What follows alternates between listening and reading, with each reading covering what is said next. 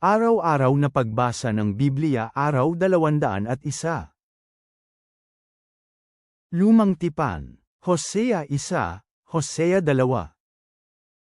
Ito ang salita ni Yahweh na dumating kay Hosea, na anak na lalaki ni Biri sa panahon ni Uzias, Jotam, Ahaz, at Hezekias na mga hari ng Juda, at sa panahon ni Jeroboam, na anak na lalaki ni Jehoas na hari ng Israel. Noong unang magsalita si Yahweh sa pamamagitan ni Hosea, sinabi niya sa kanya, "Humayo ka, mag-asawa ka ng babaeng nagbebenta ng aliw." Magkakaroon siya ng mga anak na bunga ng kanyang pagbebenta ng aliw.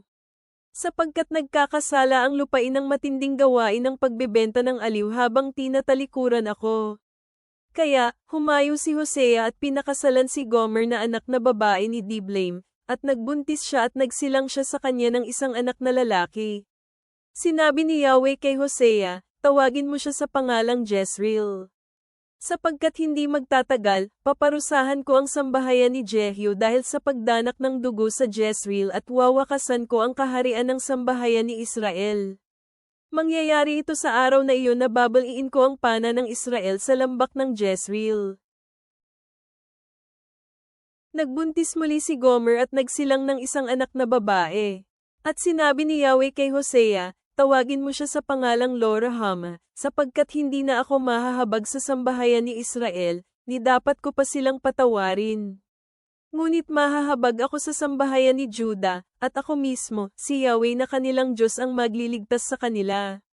Hindi ko sila ililigtas sa pamamagitan ng pana, espada, digmaan, mga kabayo, o ng mga mangangabayo."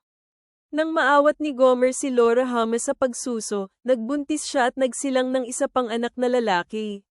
At sinabi ni Yahweh, "Tawagin mo siya sa pangalang Lo-ammi, sapagkat hindi ko kayo mga tao at hindi ako ang inyong Diyos. Ngunit ang bilang ng mga tao ng Israel ay magiging tulad ng buhangin sa dalampasigan, na hindi masusukat o mabibilang. Mangyayari ito kung saan sinabi sa kanila na, hindi ko kayo mga tao, sasabihin ito sa kanila, kayo ay mga tao ng buhay na Diyos." Titipunin ang mga tao ng Juda at mga tao ng Israel. Magtatalaga sila ng isang pinuno para sa kanila at lalabas sila mula sa lupain, sapagkat magiging dakila ang araw ng Jezreel. Sabihin ninyo sa inyong mga kapatid na lalaki, "Aking mga tao," at sa inyong mga kapatid na babae, "Pinakitaan kayo ng habag." Isakdal mo ang iyong ina, isakdal mo, sapagkat hindi ko siya asawa, at hindi rin niya ako asawa.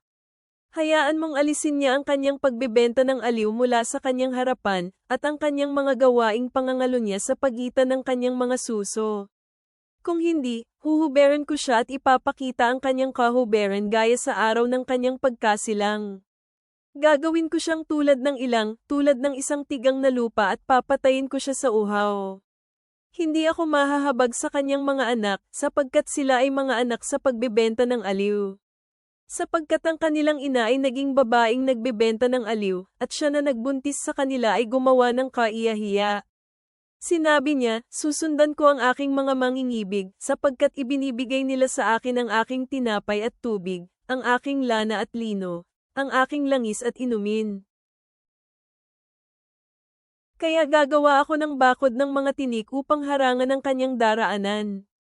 Gagawa ako ng pader laban sa kanya upang hindi niya makita ang kanyang daraanan. Hahabulin niya ang kanyang mga mangingibig, ngunit hindi niya sila maabyutan. Hahanapin niya sila, ngunit hindi niya sila matatagpuan. Pagkatapos, sasabihin niya, babalik ako sa aking unang asawa, sapagkat mas mabuti para sa akin noon kaysa ngayon. Sapagkat hindi niya na lamang ako ang nagbigay sa kanya ng butil, ng bagong alak at ng langis, at ang nagbigay sa kanya ng labis-labis na pilak at ginto, na ginamit naman nila para kay Baal. Kaya babawiin ko ang kanyang butil sa panahon ng anihan at ang aking bagong alak sa kapanahunan nito. Babawiin ko ang aking lana at lino na ginamit upang takpan ang kanyang kahuberan.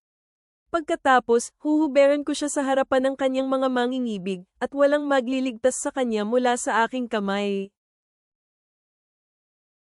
Patitigilin ko rin ang lahat ng kanyang mga pagdiriwang, ang kanyang mga pista, ang kanyang mga pagdiriwang sa bagong buwan, ang kanyang mga araw ng pamamahinga, at ang lahat ng kanyang mga itinakdang kapistahan.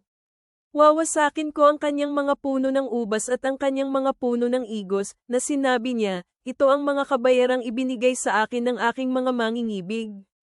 Gagawin kong gubat ang mga ito, at kakainin ng mga hayop sa parang ang mga ito.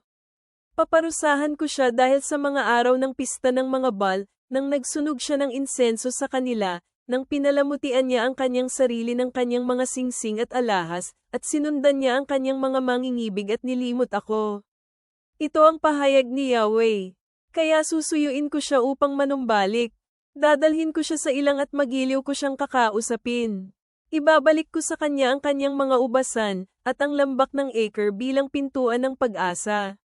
Sisigat siya sa akin doon gaya ng ginawa niya sa panahon ng kanyang kabataan, gaya sa panahon nang lumabas siya sa lupain ng Ehipto.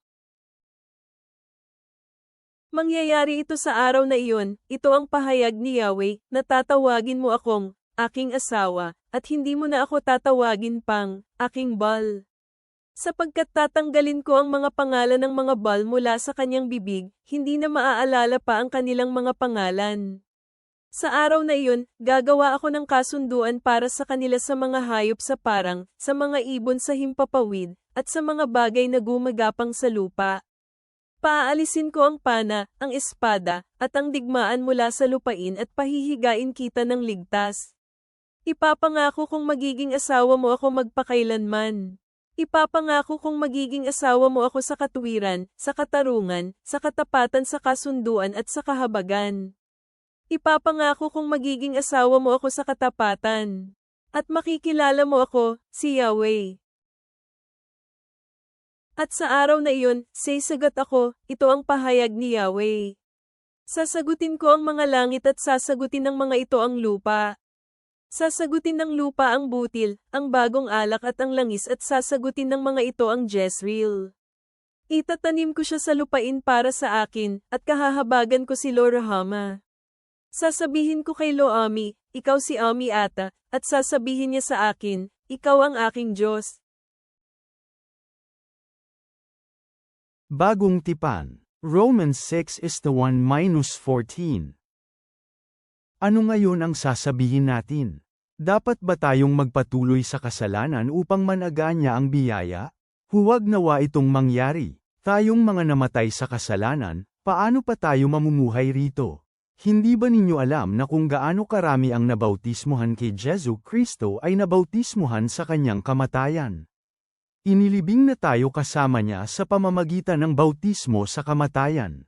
Nangyari ito upang gaya ng pagkabuhay ni Kristo mula sa patay sa pamamagitan ng kaluwalhatian ng Ama, lalakad din tayo sa panibagong buhay. Sapagkat kung tayo ay nakiisa sa Kanya sa wangis ng Kanyang kamatayan, tayo rin ay makikiisa sa Kanyang muling pagkabuhay. Nalalaman natin ito, na ang dati nating pagkatao ay ipinaku sa krus kasama niya, upang sa gayon ay masira ang ating katawang makasalanan. Nangyari ito upang hindi na tayo maging alipin pa ng kasalanan. Siya na namatay ay inihayag na matuwid hinggil sa kasalanan.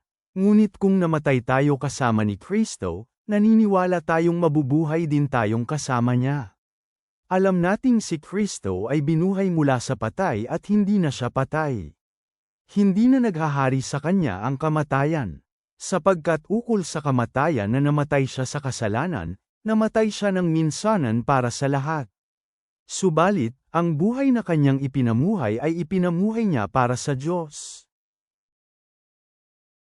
Sa ganoon ding paraan, kinakailangan din ninyong ituring ang inyong mga sarili na patay sa kasalanan, ngunit buhay sa Diyos kay Kristo Jesus.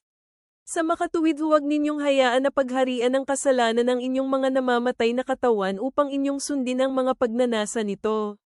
Huwag ninyong ihandog ang mga bahagi ng inyong katawan sa kasalanan bilang kasangkapan para sa kasamaan, ngunit ihandog ninyo ang inyong mga sarili sa Diyos, na buhay mula sa patay. At ihandog ninyo ang mga bahagi ng inyong katawan bilang kasangkapan ng katuwiran para sa Diyos. Huwag ninyong hayaan na pagharian kayo ng kasalanan. Sapagkat wala na kayo sa ilalim ng kautusan ngunit sa ilalim ng biyaya. Sa ganoon ding paraan, kinakailangan din ninyong ituring ang inyong mga sarili na patay sa kasalanan, ngunit buhay sa Diyos kay Kristo Jesus.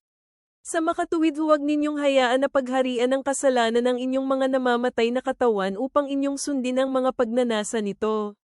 Huwag ninyong ihandog ang mga bahagi ng inyong katawan sa kasalanan bilang kasangkapan para sa kasamaan, ngunit ihandog ninyo ang inyong mga sarili sa Diyos, na buhay mula sa patay.